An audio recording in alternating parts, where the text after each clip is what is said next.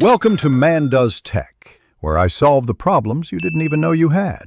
In this video, I will explain how to play Rise of Nations with a controller. Many real-time strategy games are traditionally played with a mouse and keyboard, but with a few simple steps, you can adapt your favorite gamepad for a more comfortable experience.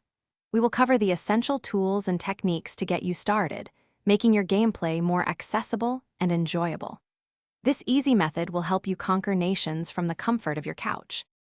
To begin, you will need a standard PC-compatible gamepad, like an Xbox or PlayStation controller, connected to your computer. The crucial next step involves using remapping software. Programs such as Joy-to-Key or Steam's built-in controller configuration allow you to assign keyboard and mouse actions directly to your controller buttons. Remember to run this software with administrator rights to ensure seamless integration with Rise of Nations. This setup forms the foundation for your new control scheme. Now, let's map your controls. Assign the left joystick to move your camera around the map, and the right joystick to control the mouse cursor for precise selections. Map essential actions like selecting units, issuing move commands, and building structures to your controller's face buttons.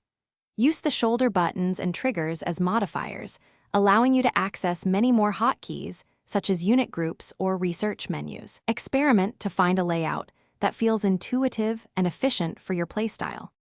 To truly master Rise of Nations with a controller, consistent practice is key. Spend time in skirmishes to build muscle memory for your custom layout. Adjust the mouse cursor sensitivity within your remapping software to find your ideal precision, often between 40 and 60%.